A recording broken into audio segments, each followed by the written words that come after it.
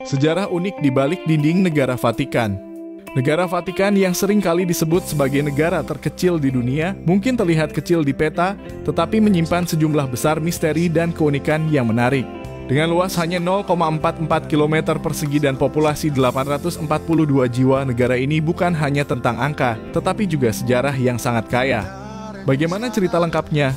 Jauh sebelum kedatangan agama Kristen, daerah yang dulunya bernama Ager Vaticanus ini sudah dianggap daerah suci. Vatikan sendiri bermakna Vatesa adalah nabi dan Cano adalah bernyanyi. Pada zaman Republik Romawi, Vatikan menjadi daerah sepi karena merupakan perbatasan antara Romawi dengan musuh bebuyutannya.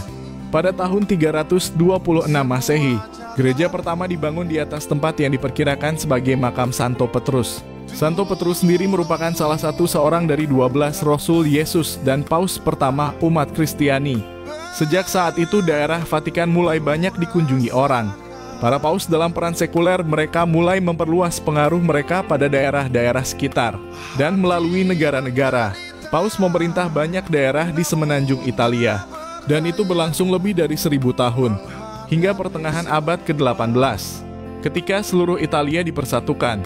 Pada saat itu daerah negara paus disita oleh kerajaan Italia yang baru didirikan, lalu pada tahun 1870 dalam gerakan penyatuan Italia.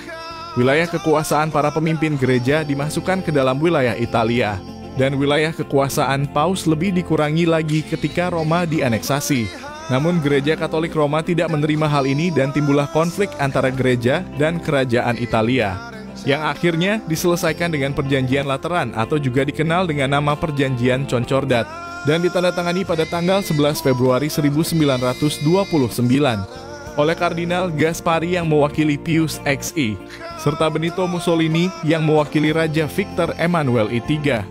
Isi utama perjanjian ini yaitu diakuinya negara Vatikan yang berdaulat dan independen di bawah pemerintahan tahta suci, status istimewa bagi agama Katolik di Italia, dan ganti rugi terhadap Vatikan atas kerugian yang diderita ketika negara Italia didirikan.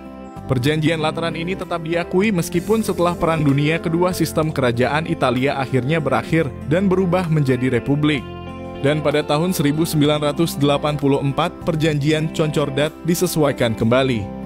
Negara di balik tembok, kota Vatikan terletak di atas Bukit Vatikan di sebelah barat laut kota Roma, beberapa ratus meter dari Sungai Tiber. Perbatasannya dengan Italia sepanjang 2 km mengikuti tembok kota yang dulu dibangun untuk melindungi paus dari serangan. Total wilayah negara Vatikan adalah 0,44 km persegi. Selain kota Vatikan, wilayah kekuasaan paus juga meliputi beberapa gereja penting, kantor-kantor, dan Castel Gandolfo. Paus adalah kepala negara, sedangkan seorang gubernur mengurusi keperluan sehari-hari. Dan hampir semua 890 warga Vatikan tinggal di dalam tembok kota Vatikan. Mereka yang tinggal termasuk rohaniawan-rohaniawati. Garda Swiss. Garda Swiss adalah sebuah unit tentara bayaran dari Swiss yang secara tradisi telah menjadi pasukan pengawal Paus dan Vatikan sejak tahun 1506. Warga Vatikan 100% beragama Katolik dan bahasa resmi adalah bahasa Latin. Namun bahasa Itali lebih sering digunakan dalam kehidupan sehari-hari warga Vatikan.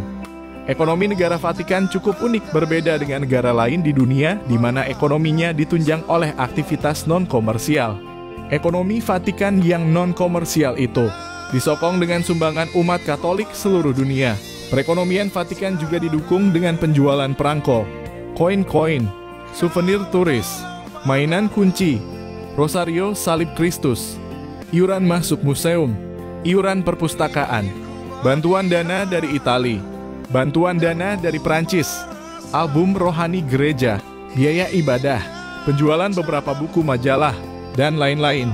Walaupun paus-paus sebelumnya menyewa tentara bayaran Swiss sebagai bagian tentara Vatikan, Garda Swiss Paus ternyata diresmikan oleh Paus Julius II pada tanggal 22 Januari 1506 sebagai pengawal pribadi Paus. Mereka terus melakukan tugasnya itu hingga saat ini. Mereka juga terdaftar di dalam daftar tahunan kepausan di bagian Tahta Suci dan bukan di bagian negara Vatikan. Pada akhir tahun 2005, Garda Swiss berkekuatan 134 anggota. Penerimaan anggota baru berdasarkan persetujuan khusus antara Tahta Suci dan negara Swiss, dan terbatas hanya bagi warga negara Swiss laki-laki yang beragama Katolik. Garda Palatine dan Garda Kemuliaan dibubarkan oleh Paus Paulus VI pada tahun 1970. Walau Garda Palatine didirikan pada mulanya sebagai kekuatan bersenjata untuk membela negara-negara yang tunduk pada Paus. Fungsi-fungsi dalam negara Vatikan seperti juga Garda Kemuliaan hanyalah untuk upacara-upacara resmi. Dan juga ada Corpo della Gendarmeria, yaitu berperan sebagai kekuatan kepolisian. Dalam bahasa Indonesia adalah Korps Polisi Negara Vatikan. Walaupun kadang-kadang mereka dikenal dengan julukan Vigilanza, kependekan dari nama mereka sebelumnya. Gendarmeria bertanggung jawab atas ketertiban publik, penegakan hukum, pengendalian massa lalu lintas, serta penyelidikan kriminal Vatikan. Negara Vatikan memiliki jaringan transportasi yang cukup berkembang, mengingat ukurannya yang sangat kecil, sebagian besar terdiri dari lapangan luas, serta jalur pedestrian untuk para pejalan kaki. Vatikan tidak memiliki jalan raya, satu-satunya transportasi selain jalan kaki adalah menggunakan helikopter. Sebagai negara berdaulat, negara Vatikan juga memiliki hak untuk mengirim dan menerima para diplomat. Para diplomat ini membutuhkan kedutaan besar, yang harus berkedudukan di kota Roma karena tidak ada tempat di negara Vatikan. Dengan demikian ada sebuah situasi paradoksal, di mana Italia mempunyai perwakilan di wilayahnya sendiri. Indonesia pun juga memiliki perwakilan di Tahta Suci Vatikan. Misteri tersembunyi di negara Vatikan terletak di bawah tanah di samping perpustakaan Vatikan. Terdapat deretan rak sepanjang kurang lebih 83 km yang menyimpan dokumen-dokumen langka, puluhan ribu hingga ratusan ribu dokumen, bahkan berasal dari abad ke-8. Namun tidak ada yang benar-benar yakin berapa jumlah sesungguhnya. Arsip Rahasia Vatikan didirikan pada tahun 1612 dan memiliki berbagai macam dokumen yang tak terhitung lagi banyaknya. Ilmu pengetahuan yang sangat banyak tersimpan dalam berengkes rahasia tersebut.